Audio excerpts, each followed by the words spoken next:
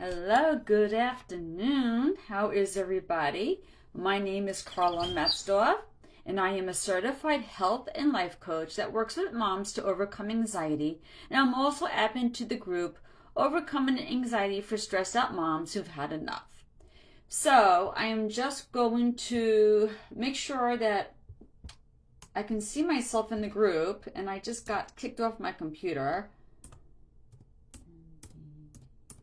I'm just logging into my computer. Okay, so that I can see myself here. As you come on, ladies, say hello. So what I'm coming on to talk about today is basically the connection, the link between the brain. I don't like the way this angle is. The brain, the gut, and having anxiety, because it's all related. So as you come on, say hello. I just want to find myself in the group, which I don't see, which I don't like, because for some reason I see a lot more comments in the group than on my phone. And I know I say that every time I give a live, but I always have new people on with me. So oh, there I am. Okay, great. So welcome, ladies. Hi, Tracy. And hello to everybody else that is coming on. We are talking today about the gut, okay? We're talking about the link between the brain, the gut, and anxiety, all right? We want to understand that connection, because knowing that connection is going to help you to understand another way why you may have anxiety. You've heard me in the past say that anxiety, I'm actually going to try to fix this angle somewhat. You heard me in the past say that anxiety is multifaceted, right?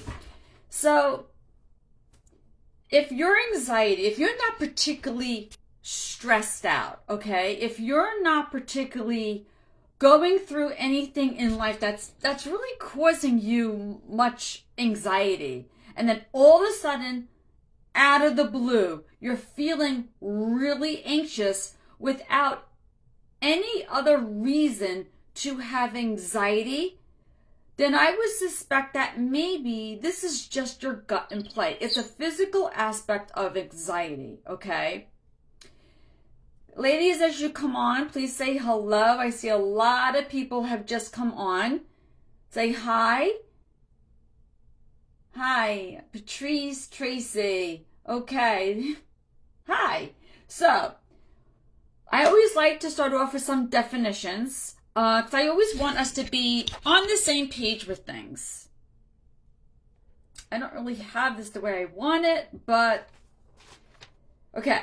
The first thing I want to do is I want to talk about what is the gut. Because a lot of people, when we think gut, what do we think? We think our stomach. But the gut is so much more. The gut is not just your stomach, it's also your intestines. That is part of the gut. So when you hear me talk about the gut, I'm not just talking about my stomach, I'm talking about my intestines, or your intestines too. Okay. So the next thing we're going to be talking about, you're going to hear me talk about the microbiome, or the good or the bad bugs, okay? So basically what that is the bacteria, the viruses, the fungi, okay? That is in our stomachs. Now, these are things that we have gotten since birth, okay? We were fed, we were in our mother's wombs, okay? So we've had these bugs since birth, and they start off from being passed off from our mother, okay? So our gut flora, our microbiome, the bugs, I'm going to just call it bugs, because I don't want to have to go back and forth, but basically they are actually referred to as good and bad bugs being in your gut. So what these bugs do, okay? They help with immunity, they help with metabolism, with digestion. They coat the gut lining to make it nice and healthy. But the main thing is really digestion, okay? We eat, and these bugs help break down our food, right? And then we have nutrients in our food, and those nutrients, now if you have a healthy gut, right, these nutrients go into your bloodstream and go off to the rest of the body, supporting the rest of the body, right? So, but the other thing that they do is they also make those neurotransmitters. Now, if you remember, not too long ago, I talked about hormones and neurotransmitters, right? So neurotransmitters, what is that?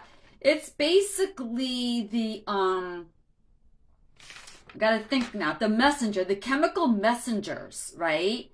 That is made between our nerves that are sent out and the signals, and so that our nerves can talk to one another. They send signals to other nerves so that they talk to one another and to other parts of the body and tell the body, like, basically how to function, what to do.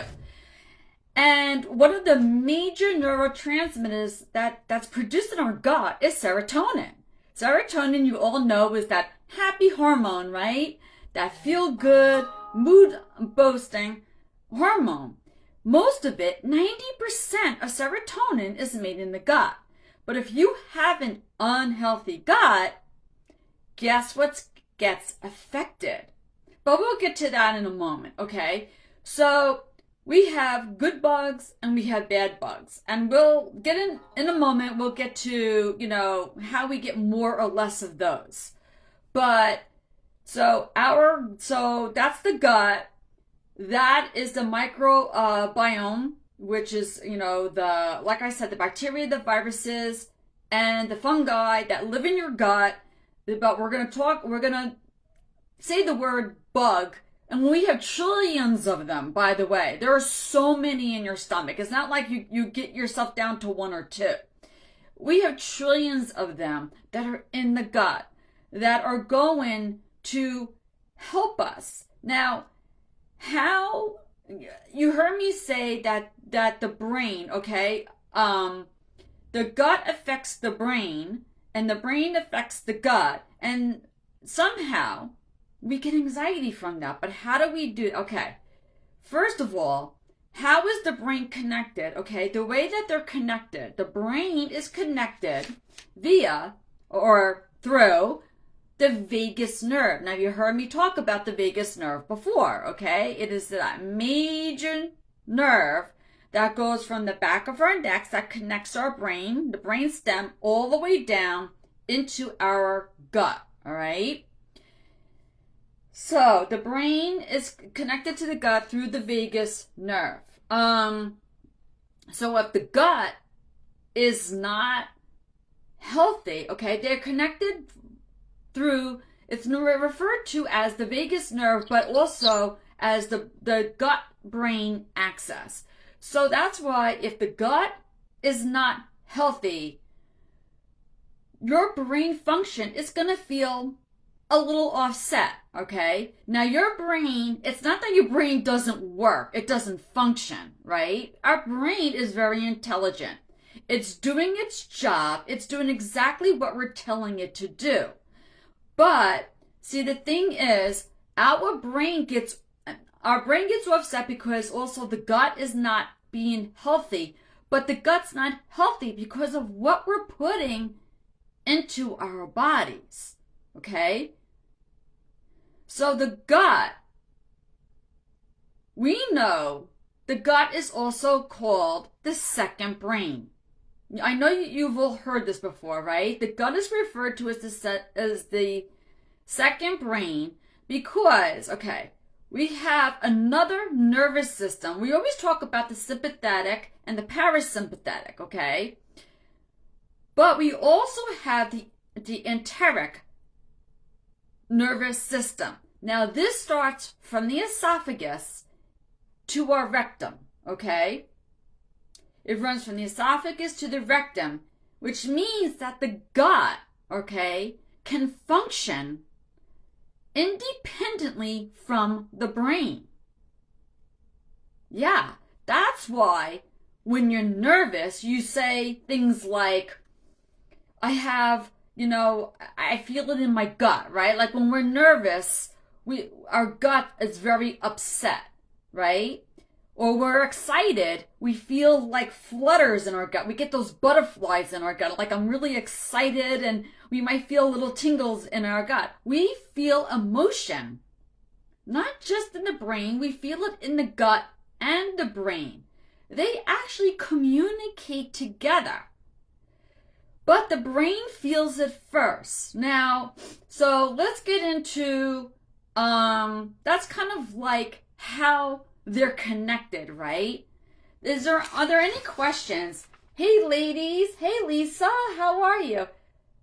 Are there any questions about anything I just said? And ladies, if you just came on, you may have missed some of what I said. There will be a replay. Don't worry about that. Just watch the replay and this will all make sense. But before I go on, is there anything that I said that you need clarity on? Okay, so we talked about what those bugs are, what they do, what the gut is, how the brain and the gut are connected. That's basically what we talked about so far. Anybody need clarification? Everything's good? Okay. So basically what happens is now they are connected, right? The brain and the gut. Tracy, I see a no. What does that mean? How do you know if the gut is bad? Yeah, I'm getting to that, Lisa. I'm getting to that. Okay, you know what? Why don't I just state that now? Maybe that's something that I should talk about now. How is the gut bad? Okay. How are you going to know the gut is unhealthy? Well, you know what? I'm trying to decide what I should talk about first. There's so much to this, ladies. You know what? No, I changed my mind. I'm going to talk about stress. Let's get to this because we know how anxiety is started. Like if you've been following me, you know that anxiety cycle, but just for the sake of those who don't who are new to me, okay, basically what I teach, okay, is that we have a stressor in life, right? Nothing is until we say it is. Something happens, an event, we give it meaning, right? Now, we say something is upsetting to us. Stress is relative because what makes you stressed out may not stress me out, or it may stress us both out, but you're more stressed than I am. So stress is something, when we have chronic stress, okay? This is not just, because stress could be little, it could be big, okay? But for the sake of this, for sake of anxiety is really from chronic stress, right? So this is stress that is built up over time, right? So that means this is a little bit beyond worry, okay? We are past worry. We are living in uncertainty. We have continuous stress chemicals in our body. That's like cortisol, adrenaline, continuous of that in our body. Now, when we have stress, right, the brain receives that stress signal from us, okay, because we tell it, we give it meaning. We say something's wrong because nothing's good or bad until we say it is, right?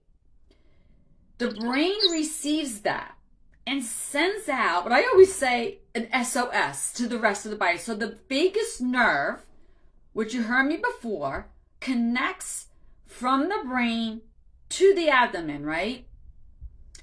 So the vagus nerve, so this signal gets sent out, right? The gut receives it. Stress hormones are released. Now what happens is digestion, right, is disrupted.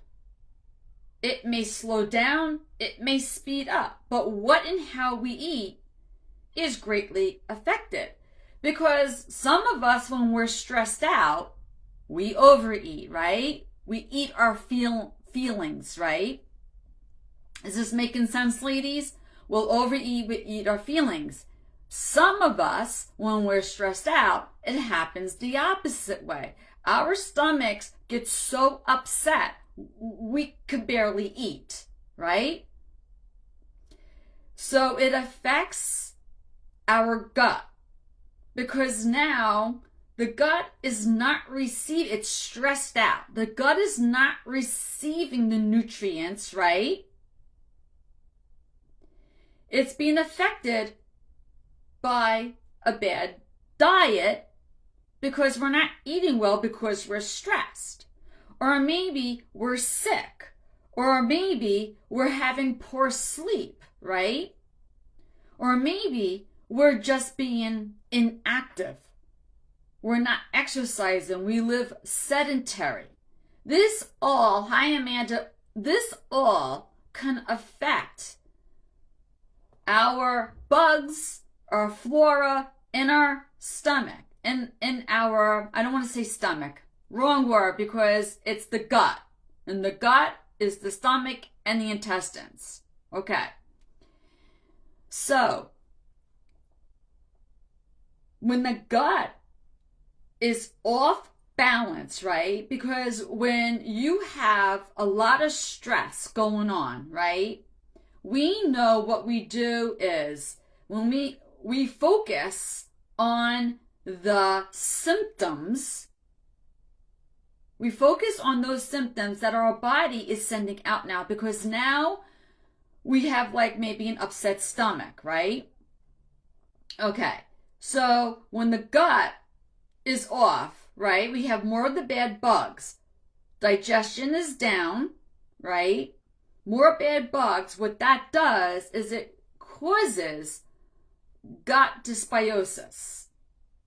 Gut dysbiosis just means your flora, your bug count, it's just more bad bugs over the good bugs. Okay? So what this does is this leads to leaky gut. Eventually, okay, what happens is that our intestines, our stomach, we get holes. That's the leaky gut. And these bad bugs can get into our bloodstream, right? And our body doesn't recognize any of this. Our body does not recognize some of these bad bugs that are going in because so much more is happening. So what's happening is you are getting bloating and gas. Bloating and gas will tell you, and Lisa, this is going to answer your question. How do you know if the gut is bad? So, signs that the gut is unhealthy. So, are you getting a lot of bloating and gas, right? Your bowels, how do your bowels look? Okay? And we know our bowels could look different at times.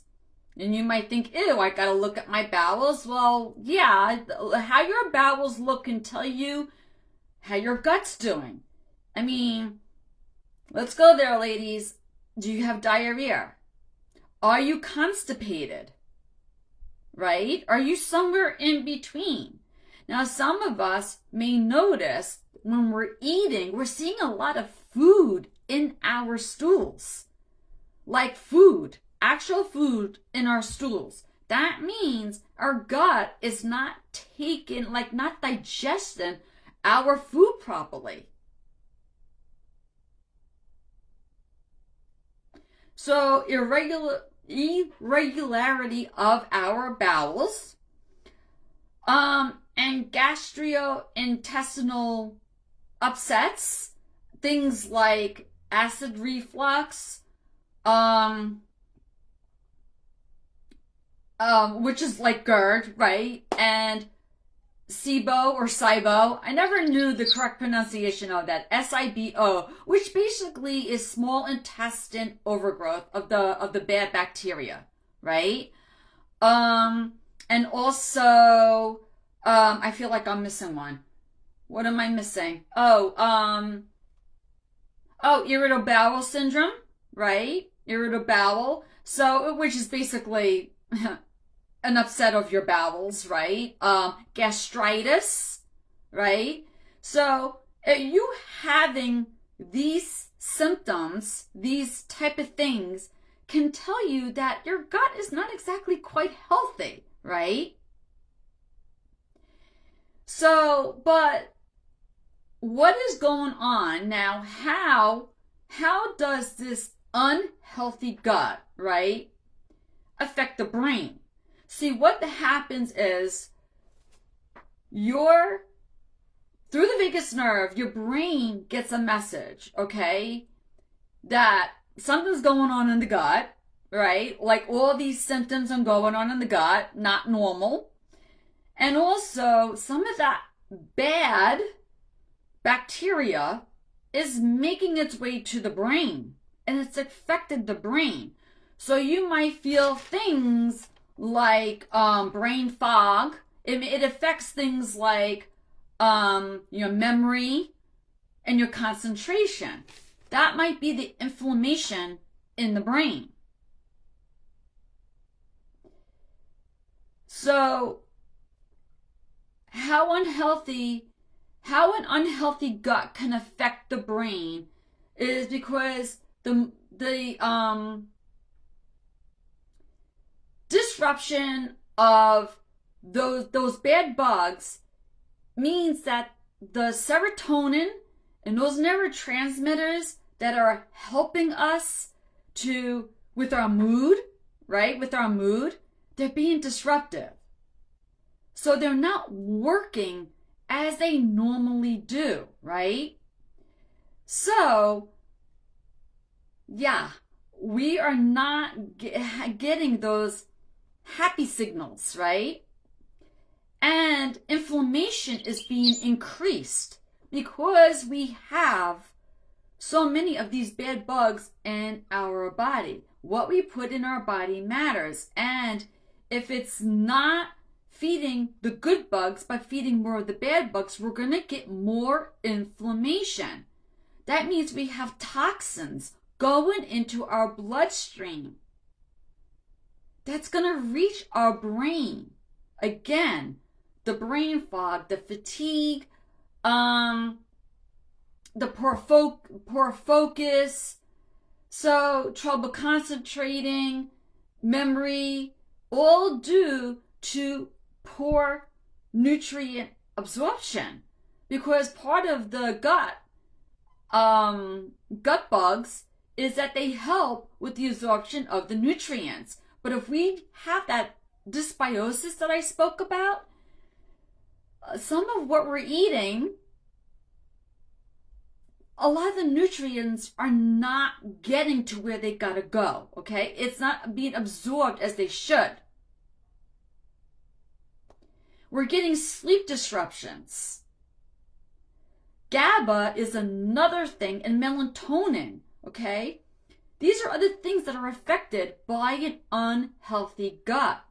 We need that for sleep.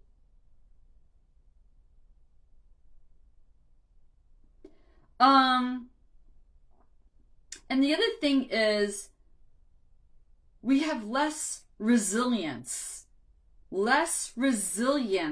Resilience, okay, is how we deal with stress. So we become more sensitive to stress because the unhealthy gut overstimulates the stress response, which is the vagus nerve. When your vagus nerve is overstimulated, we're caught in that fight or flight.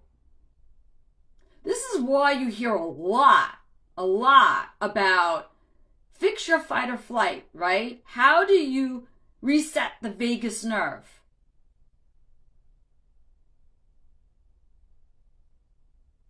So we have an imbalance. Now the brain, right, is affected because there's an imbalance of the good and the bad bugs, the bacteria, right? We have leaky gut where the toxins are getting into the bloodstream and getting to our brains. Poor absorption of nutrients that can help with brain function.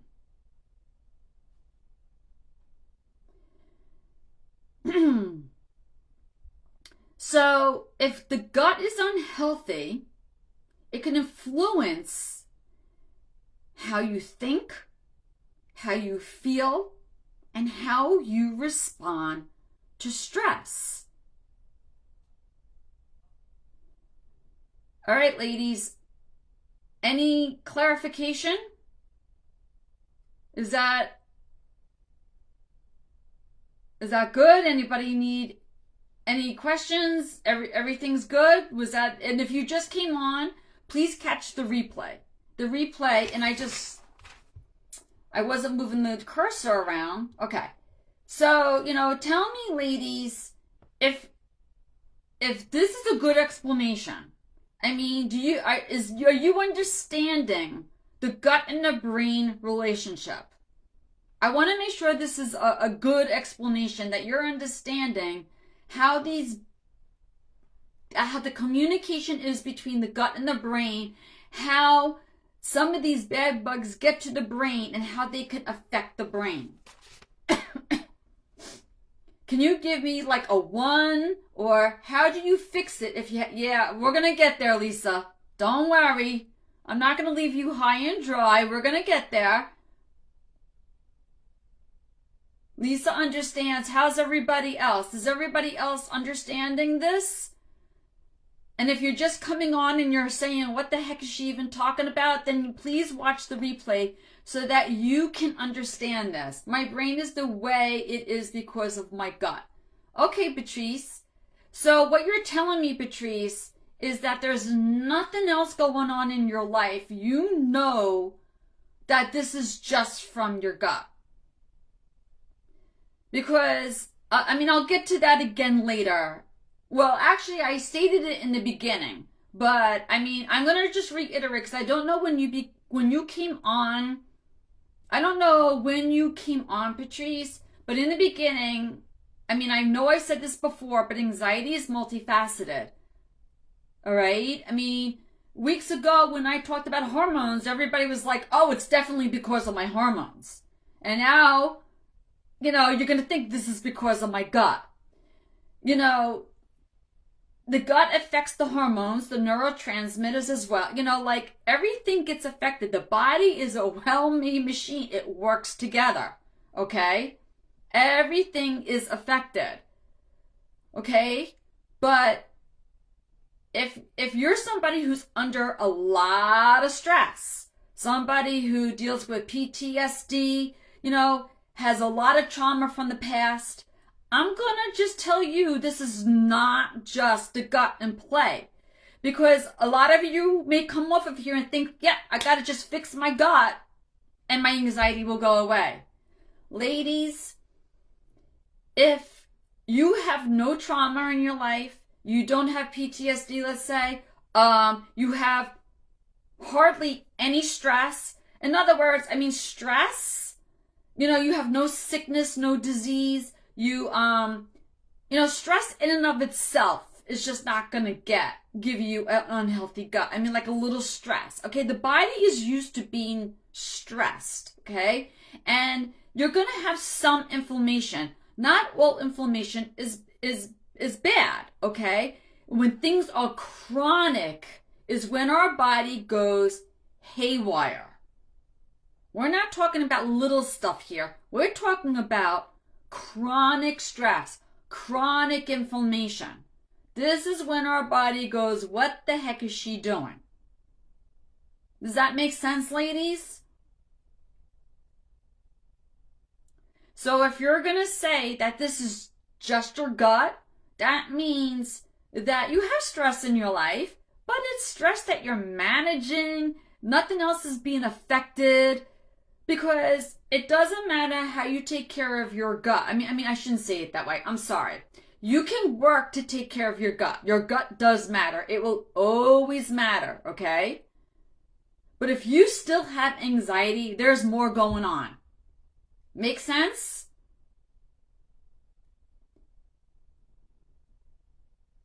All right. So let's just get back to this. So inflammation, right?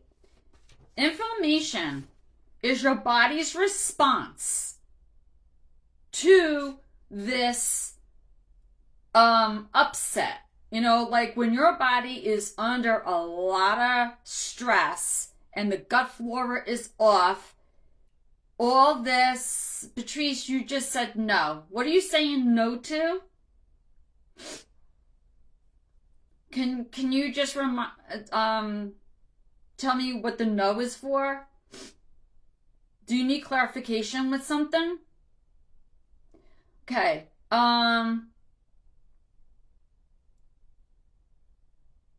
Okay, Patrice, I'm gonna just keep going, and if you tell me what the no is for, I'll get back to that.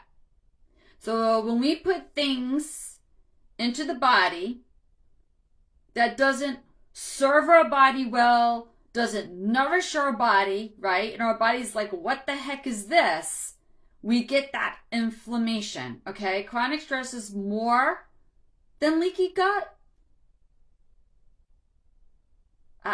Chronic stress can lead to leaky gut.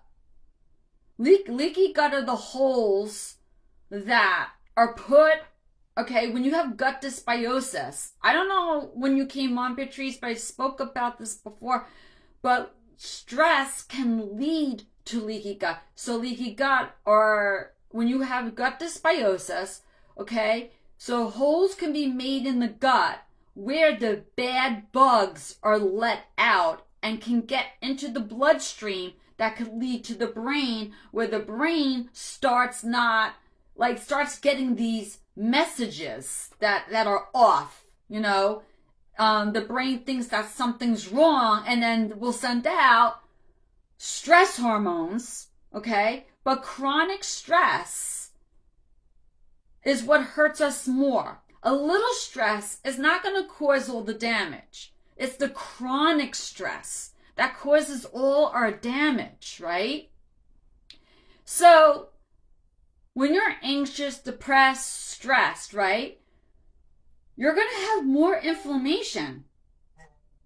You're going to have a lot more inflammation in your body when you're dealing with,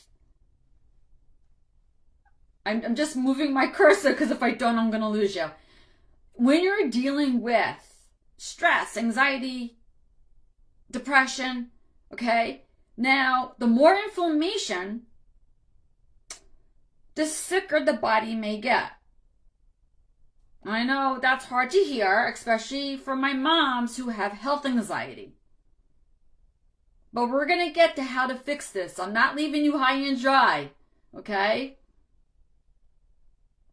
So now comes gastrointestinal issues, right? Like I said before, you know, the GERD and I can't even think, the SIBO, you know, all those gastrointestinal issues where we feel them, they put symptoms in our body that just scare us. Like the first time I ever felt GERD, right? I thought I was having a heart attack. Now that the enteric nervous system that I said goes from the esophagus to the rectum, right? There are a lot of nerve endings in here. So when something is upset in the abdomen, right, it sends a signal to the vagus nerve to the brain. Okay. So if we or you, okay, are experiencing stomach upset, okay, because now you have a lot of bad bugs, Your stomach, your abdomen, I should say, is unhealthy. So you might have SIBO or leaky gut or GERD, irritable bowel, gastritis. And you're feeling the symptoms of these things. Now, a lot of these things you're feeling like right here. Okay? Where the heart and the lungs are. So we're thinking, my God, am I having a heart attack? Am I dying? I mean, I was in the hospital. I can't tell you how many times because of gastritis and because of GERD. Now, ladies, personally with me, this did not happen when I had an anxiety disorder. A lot of my gastro happened as I was overcoming anxiety because I no longer, how do I say this? I knew so much about anxiety, okay? I was learning how to overcome it, that my body, instead of feeling the anxiety, now I was feeling it through my stomach. My stomach became more and more upset. So a lot of times I was going to the ER. Now I was, when I had chronic anxiety, when I had debilitating anxiety, yes, I was in the ER, but that was mostly not due to my stomach, okay? My issues from my stomach came as, believe it or not, I was overcoming anxiety because, like I said, your stress has to go somewhere. If you don't deal with the stress, it affects your body, right? But as I was understanding anxiety and I was overcoming it, in other words, I was getting my power back. Anxiety didn't affect me as it did, but yet I was still stressed. It went to my stomach where I was getting more irritable bowel, gastritis, and GERD. Did that make sense? But that's how it affected me. We have different bodies. Some of you are feeling a lot of this, still having an anxiety disorder. My stomach issues came, well, I shouldn't say after because I did have some before. I thought I was giving myself an ulcer, okay? But what I just said, the GERD, the gastritis, the irritable bowel came after. That I went to the doctor and the doctor told me I have to take medicine for the rest of my life. I'm just going to move my cursor so that, and I'm going to update. So when the doctor, because like the doctor's like, oh, you have GERD, so let's put you on medication. And I said, well, how long do I have to take this medication? And he says to me, the rest of your life. And I went, the rest of my life? You mean there's no way to overcome GERD? And he's like, well, just take it. You'll be fine. He didn't want to help me any other way but than to medicate me. I went online like I did with anxiety, and I learned about this, about how my stress was affecting my stomach and how my stomach was affecting everything else and why I was getting GERD. And everything said, do not take medicine for your GERD more than 8 weeks. It's not meant to be more than that. So, long story short, ladies, I cured my GERD and all my gastrointestinal issues on my own. I'm going to get into basically, I have an outline here of everything that I did. I mean, there's so much to talk about. So, how do you, okay? So basically what you want to do is, we know stress, anxiety, Okay, you have this vagus nerve that's overstimulated, right? So what you want to do is you want to calm everything down, all right? Because the thing is, you can overcome anxiety, but like me, I overcame anxiety, but that doesn't mean that I had a healthy gut. It didn't mean that. I still had to work on my gut because, like I said, my stress had to go somewhere. So how do I restore that balance? And I still had high inflammation in my body. I still had to calm down that inflammation. So restore balance, calm down the inflammation. Now, I know a lot of you are like, well, I know probiotics, prebiotics, and I'm going to go online and order myself, a good probiotic. Ladies, that's not the first thing I'm going to tell you to do. Okay? The first thing you should do, what is causing the imbalance? Our food, okay?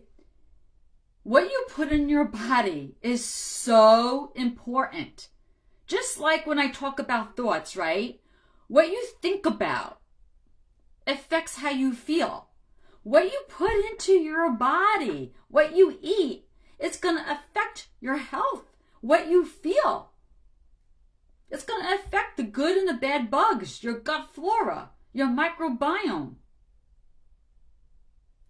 So if you want to restore balance, okay, you got to remove the foods that are causing the imbalance, that are causing inflammation. And I bet you can guess what I'm talking about. Highly processed foods. How many of you are still eating very highly processed foods?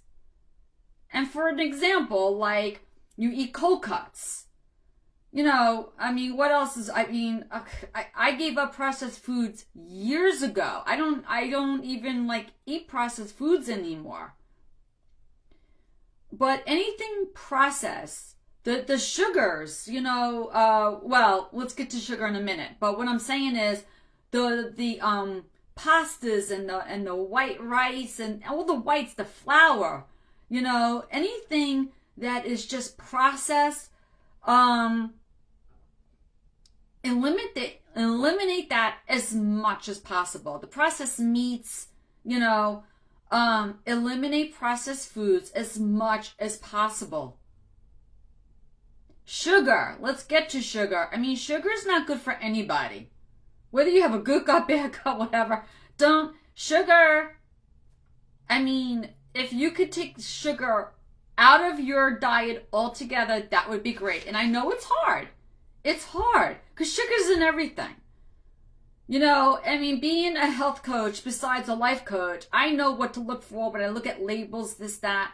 But ladies, I will tell you, when you go to the store, okay, and you go buy food, eat food that is one ingredient, maybe 2 ingredients, 3 ingredients tops. If you're getting to 7, 8, 9, 10, 11, 12, 13, 14 ingredients, and you can't pronounce half of them, put it down. Put it down.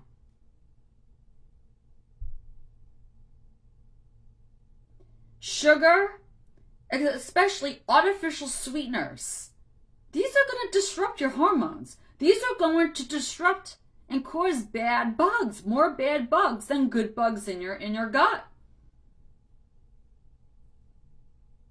Before I go on, ladies, so far so good. Is everybody with me? Anybody need any further clarification of anything that I said? Okay. Things like alcohol. I know we want to have alcohol every once in a while. Sorry, my alarm's going off. We want to have alcohol. We like our drink. But ladies, it's gonna, make that imbalance. Yes, Patrice, I am saying that. Patrice is saying, so you're saying the first thing to do is change your diet. Do the diet first. Yes. Try that first. Yes. That is what I'm saying. But I'm not done yet. This is gonna take a little bit, okay? Alcohol. If I don't know how much alcohol you're all drinking, okay? I was also always a social drinker, meaning I drank. If I got together with friends, I would have, 1 or 2 glasses of wine, maybe wine being my biggest, my most popular drink. Holidays, Christmas, Easter, whatever, I'd have a glass of wine with my meal. New Year's, there would be some alcohol. But ladies, last year, I don't know how else to say it, but I felt moved. I felt called by the Holy Spirit. I don't know how else to say it. That I have to give up alcohol. I haven't had alcohol in about a year. I would say my last drink was Easter last year. I haven't touched alcohol since. And I feel whenever I put alcohol into my system, it was making me feel really bad about myself. I don't know how else to say it. Now, we are all different, ladies. So if you're someone who drank a lot more than socially, start cutting down. Start cutting down. You gave up 5 years ago. Good for you, Lisa. I'm on my journey. I was never big on alcohol, but I don't need alcohol. There's no reason for alcohol to enter my body. And my husband's already because my husband and I are taking a trip to Europe in September, and we had the potential to go to a winery. And he's like, you're not going to go to a winery? We're going to be in France. You're not going to have French wine? The answer to that is no, I'm probably not. Because drinking French wine is not the highlight of my trip. It's not why I'm going. And as much as good as that sounds and how tempted I may be, I still got to watch my gut. Do I think one glass is going to hurt me? I don't know. I mean, I think if I even have a sip, I'll be fine. But you know what? If God wants me to give it up, I'm going to give it up. I gave it up to make sleep worse. It certainly does, Patrice. I mean, a lot of people say I drink 1 or 2 glasses of wine before I go to bed. I had a client once who is telling me, about her sleep. And then she confesses to me, but I drink wine before I go to bed every night. And I went, whoa, number 1, get rid of the wine. No. Wine is not going to make you sleep well. Okay, it feels like that. A lot of people say, I get sleepy.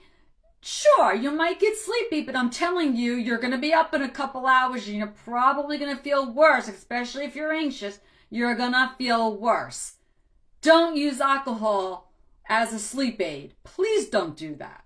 Okay, but alcohol, that's going to make the bed bugs more prominent, okay? So things like NSAIDs, like ibuprofen, okay? I can't remember the last time I've taken ibuprofen. I mean, or an aspirin or anything like that. I have not taken those things in years. I just haven't needed it because I knock on wood, God, thank you, I don't get sick. Okay? Wine is worse. My nutritionist told me wine is the worst you can drink. I don't know if it's the worst. I don't know. I don't know if it's the worst. Because, there's hard alcohol, and I don't know if I had a choice between vodka and wine, I stick with the wine. But I don't know. She may know something I don't know. I can't confirm that, Lisa. But any food that triggers you, okay? Like if you have allergies or sensitivities, lots of toxins, yeah, I guess I could believe that. Because I would drink wine and sometimes I get a headache. Yeah, so yeah, I can see that. So anyway, foods, any food, right, that is going to trigger you. So in other words, do you eat a food and you get bloated? Like the moment you eat it, like you're bloated. You look like you're 6 months pregnant, okay? Remember, the symptoms I gave you before, right? I was talking about bloating and gas and you're irregular bowels. So if you're eating foods, okay, and then like it's affecting the way you go to the bathroom and you got a lot of gas and bloating, like you're off, it means that what you're eating is not agreeing with you. Now, ladies, if you have bloating and gas regularly, I'm going to say you have an unhealthy gut. But if you have bloating and gas here and there every once in a while, that does not mean you have an unhealthy gut. It just means in the moment you ate something that triggers you or whatever. But if you can wake up in the morning and your stomach is flat, okay, and let's say you eat something else and your stomach doesn't bloat again and, and all that, you don't feel as gassy, and let's say your bowels go back to normal, it doesn't mean, it just means what you ate gave you, upset in that moment. It doesn't mean necessarily you have an unhealthy gut. When I said those symptoms of a unhealthy gut, what to look for before, that's like chronically, like all the time having those symptoms, all right? So you want to remove foods that cause the imbalance, right? So what you want to do, you want to feed the good bacteria, right? We have good and bad bacteria. You want to feed the good ones. You want to feed them with prebiotics. Prebiotics are foods that feed the good bacteria. So what are prebiotics? Like, what are examples? Okay.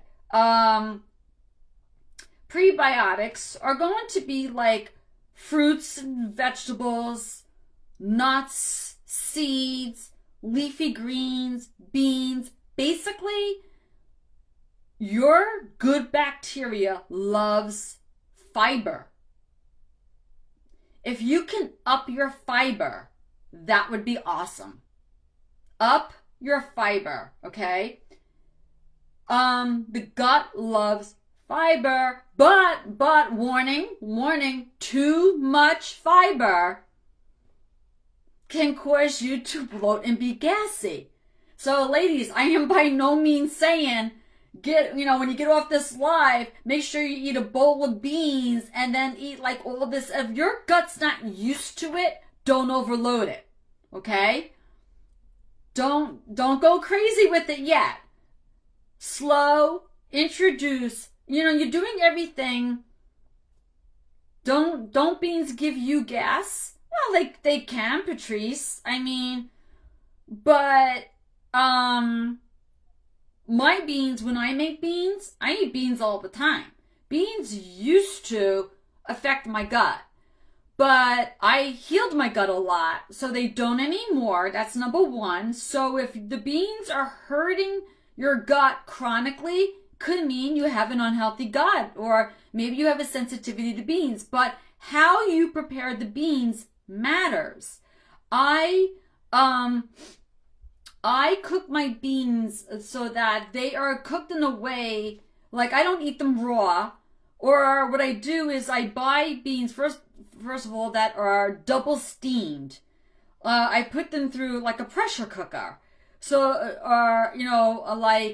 what's that cooker? Like a pressure cooker. What is it called? Oh my goodness, I can't remember the name of it.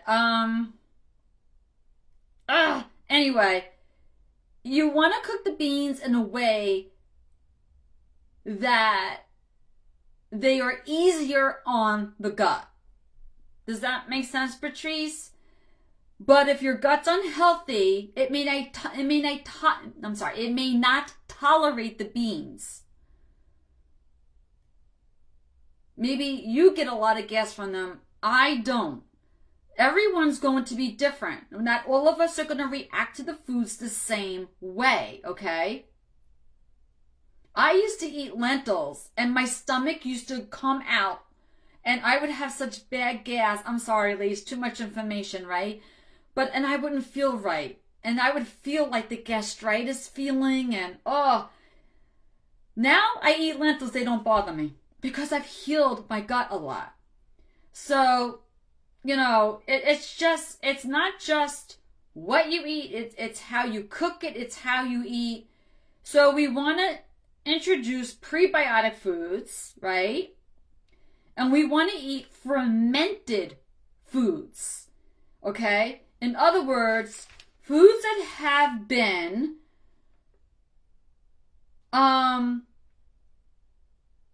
made.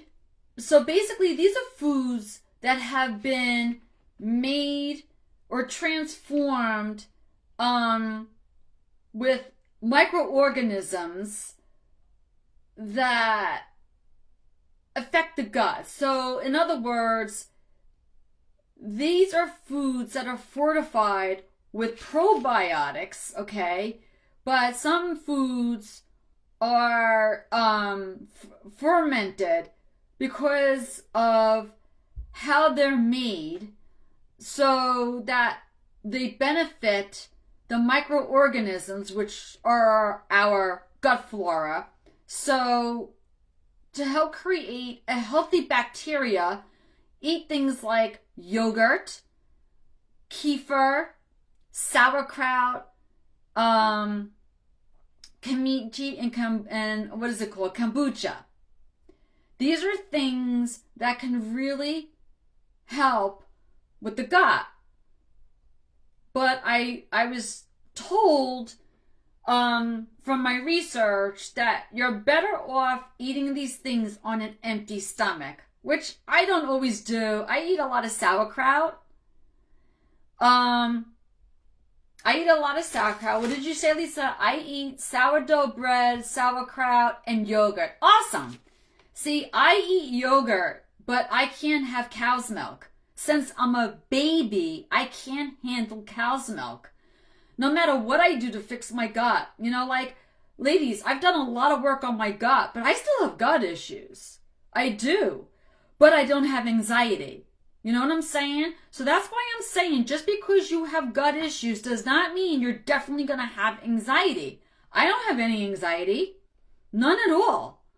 But I still have gut issues. I have sensitivities to some food. I can't have cow's milk. My body hates cow's milk for whatever reason. Now, yogurt, I have to have alternative milk. In other words, almond, coconut milk, I'll have. Those are basically the only two. I've had macadamia milk, but I can't have cow's milk. And I just stay away from all dairy. I mean, I don't know goat and sheep milk. I have had cheese with goat and sheep milk. But anyway, enough about me. But yogurt definitely will have healthy probiotic. And sauerkraut for sure. When I went to Germany, I ate so much sauerkraut, and where else are you going to get like the best sauerkraut but in Germany? My God, I was eating tons of it. And if that's all I ate, I was happy. because I don't eat beef, and so I didn't eat a lot of that. So canned beans are bad. Oh, what do you mean canned beans? Cooked on stove are not good? How do you know you can't have dairy? What happens? Well, all right. Well, that's me personally. All right. So canned beans are bad. Okay. Number one, canned beans. All right. I think they've been cooked, right? but I don't know how they've been cooked. I'm not saying that they're bad.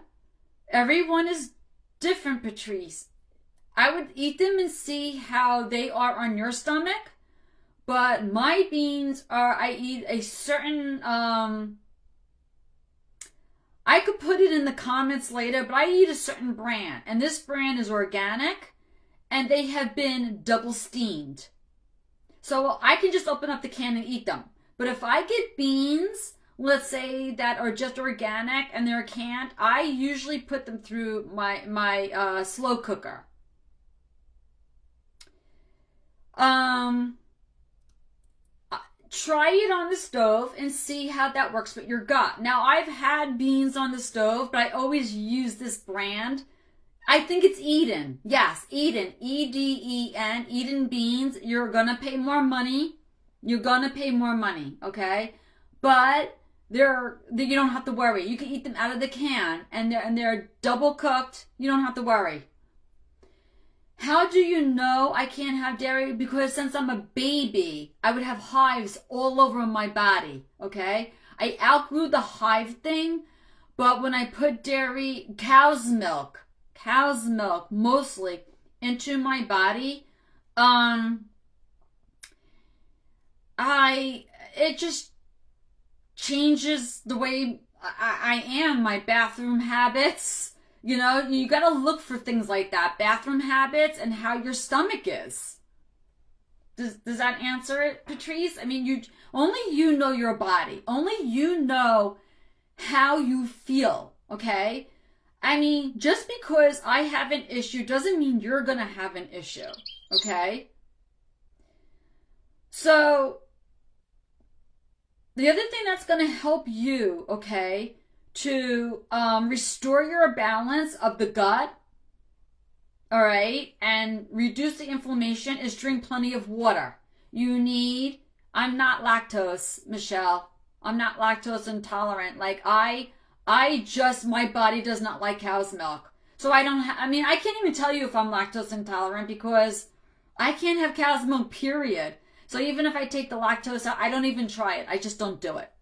So anyway, drink plenty of water. Your body needs water, okay? Yes, too much of a thing is a lot, okay?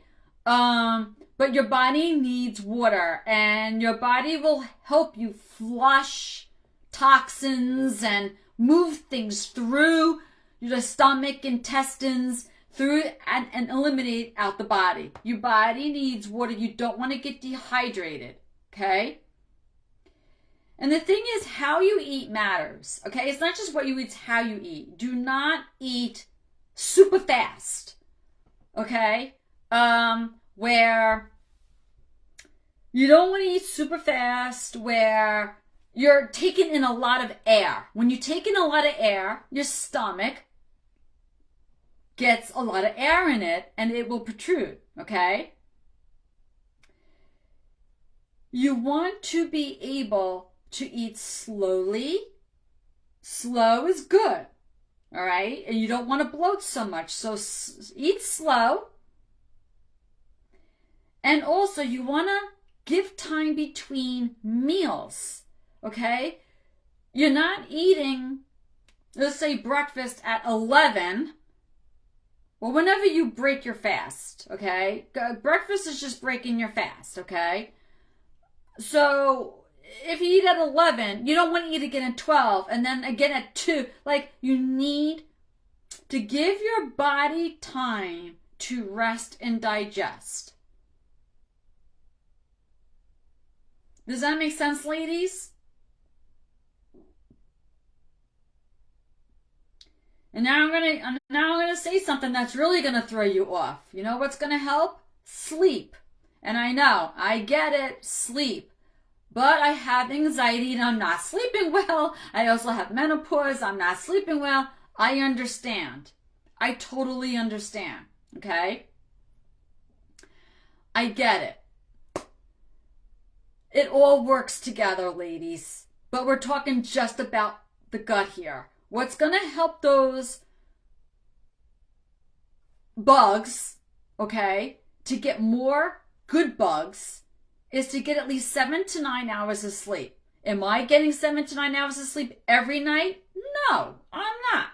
Do I get 7 to 9 hours? Well, not 9. 9 is like a rarity for me. I can't remember the last time I got 9 hours, but I have been getting 7, 8 hours of sleep. My sleep has been getting better and better as time goes on. All right. But do not ignore your sleep. Fix your sleep. Okay. And if your sleep is still put off because of your stress, because of your anxiety, I've 3 or 4 live trainings I've done on that. I've got a resource all about that I can give you. And ladies, not for anything, I'm always here. And if you need that kind of help, I will help you get back on track. All right? Let's work together to get back on track. Because not only sleep, but your body needs to move. Yes, your gut likes to move. Leading a sedentary life, not moving, not exercising, can lead to more bad bugs. And we also know how great exercise is for anxiety, right? So the other thing is to deal with stress. You had to know that was on the list, right? Because stress can lead to anxiety, and we know anxiety, is formed when you have a really unhealthy gut flora, or having a healthy gut flora will give you anxiety. It's just a vicious cycle, okay? It could contribute to that. So deal with your stress. Now, I can give you a million ways to deal with stress, but ladies, I don't have time for that. It's already after 4. I've been on for an hour. And I do have a live training all about stress. So check out that training, okay? Now, use of supplements. Ladies, yes, you can use supplements. But I want you first to look at your foods and fix your lifestyle. Don't just hop into supplements, okay? Try the foods and the lifestyle first. Why? Because let's think about blood pressure for a second, okay? When your blood pressure is off, right? You go to the doctor and the doctor says, okay, let's put you on drugs, right? That's going to fix your blood pressure. Now, if he's not telling you to do it first, fixing your diet, your stress, your lifestyle, he's doing you a disservice. He's just telling you, yeah, let's rely on the drugs.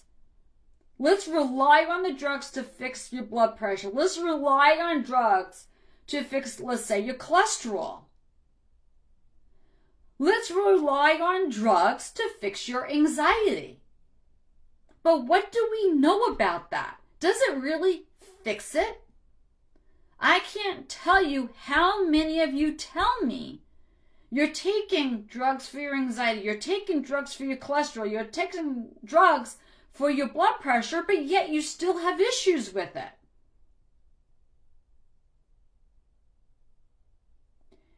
Try the natural way first.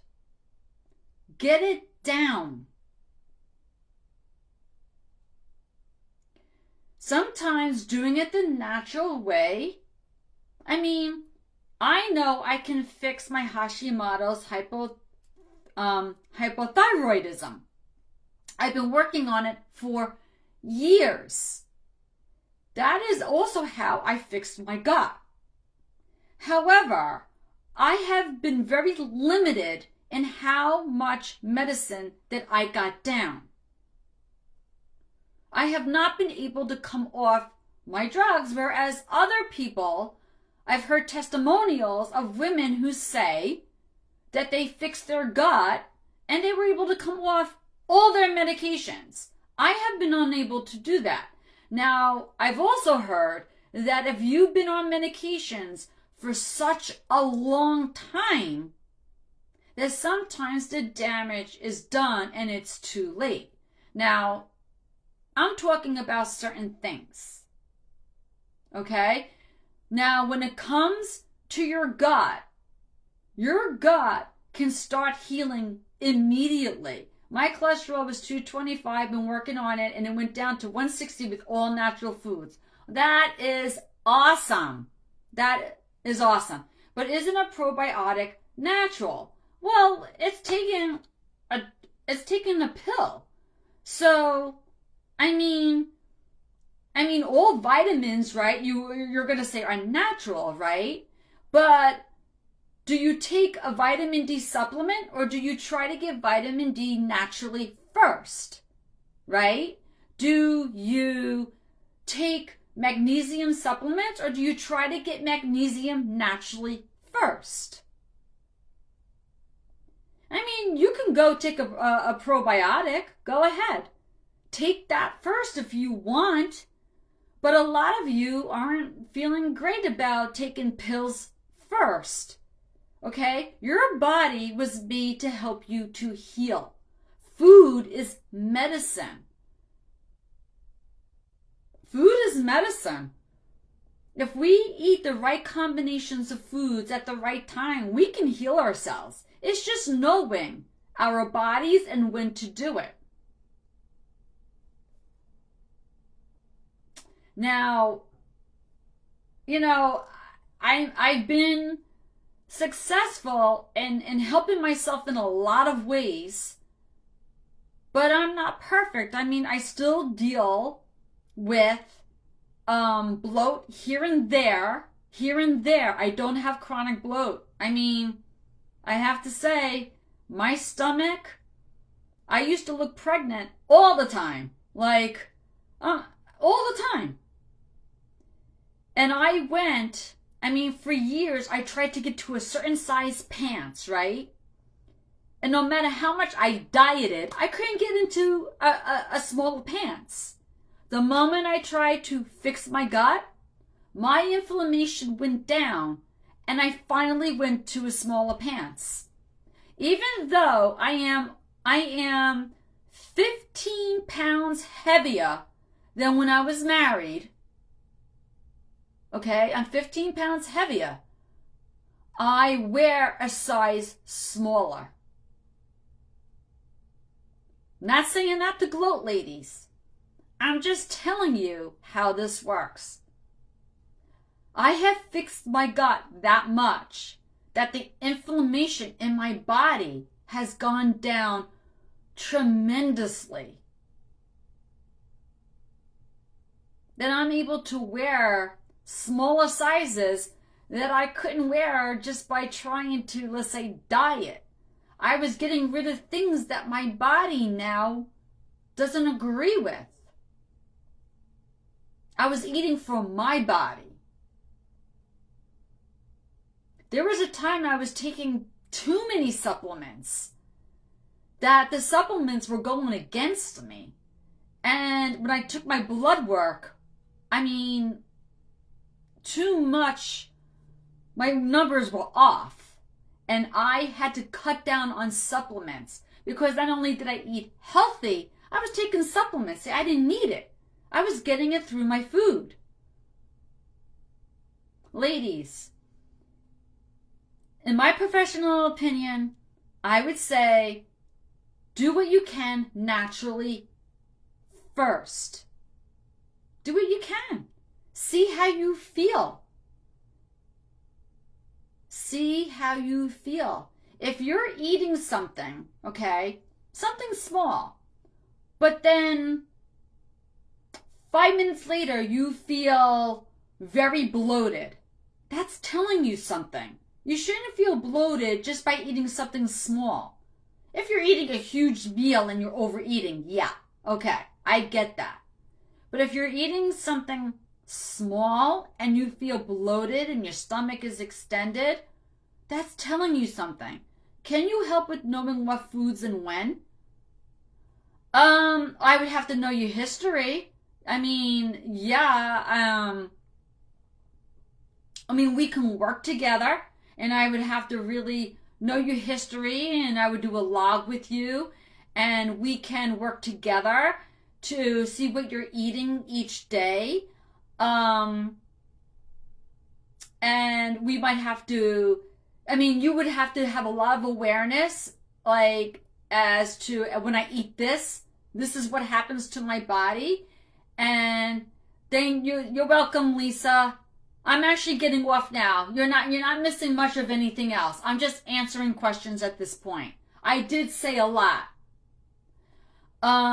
So yeah, I definitely can help you what foods are better for you and when. But we would have to work together for us to get there, for sure. If there's no other questions, ladies, that is really it. So I hope with this live training, you really understand now that there is a brain-gut connection, how they're connected, how one influences the other. I keep looking at that screen, how one influences the other. And what does that do with anxiety, right? Because we know the brain and gut are connected with the vagus nerve, and we know all about the vagus nerve and how that gets overstimulated, and we know how, with the bad bugs, the neurotransmitters are off, and we don't have the right absorption of nutrients in our body. So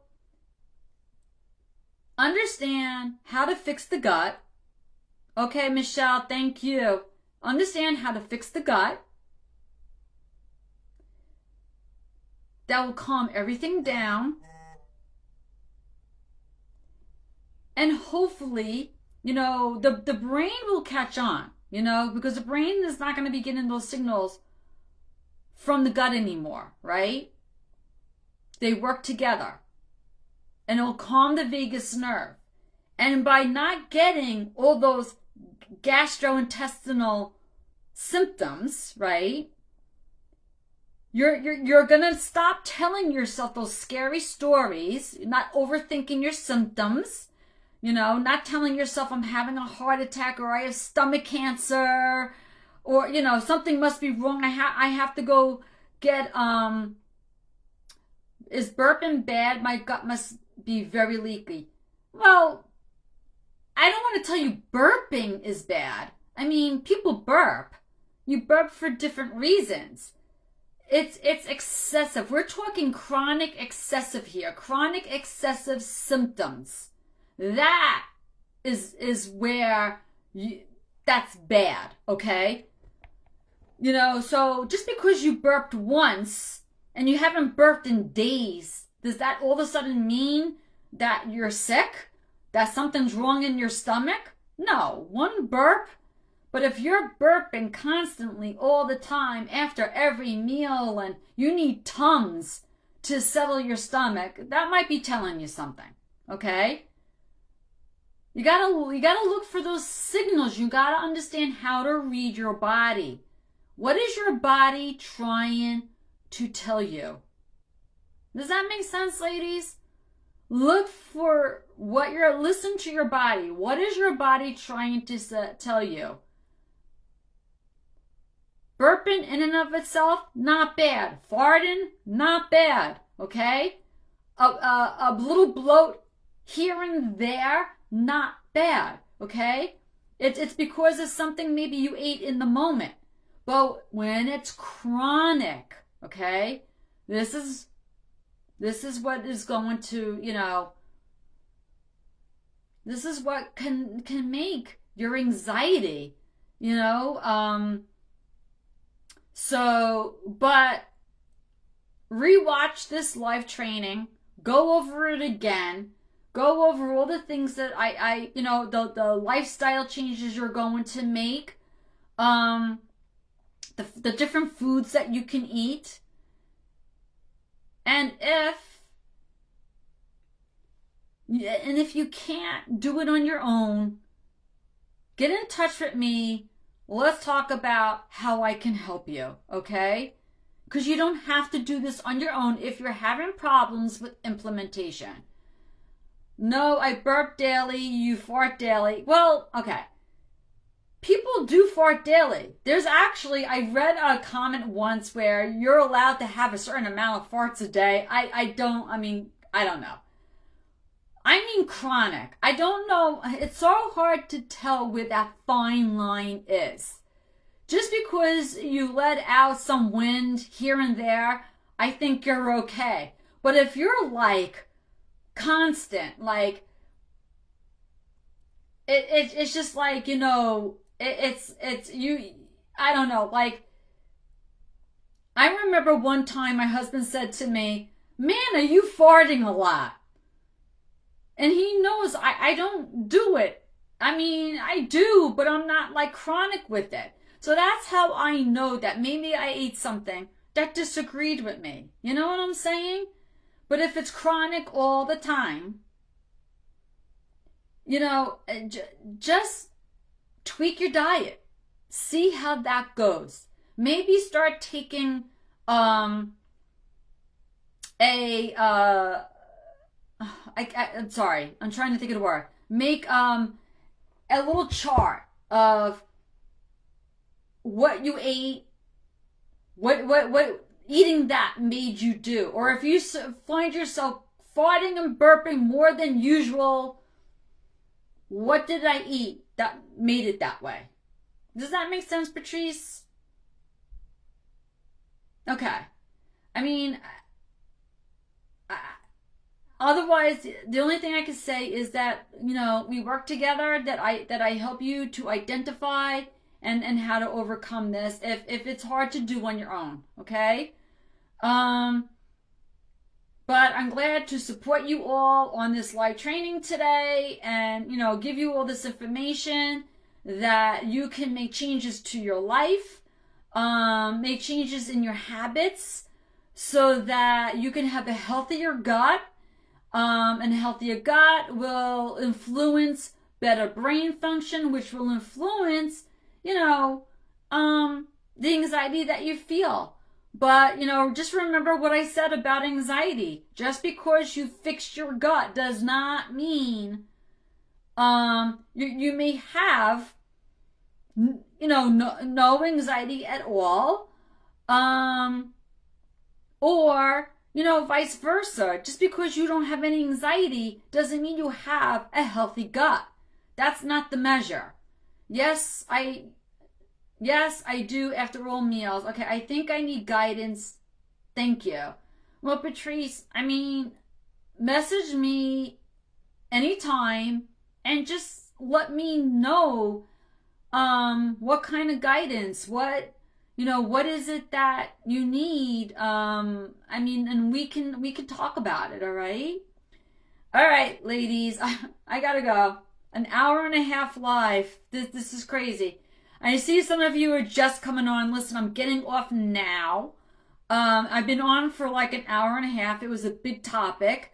But please watch the live training. This live training is really going to help you, okay?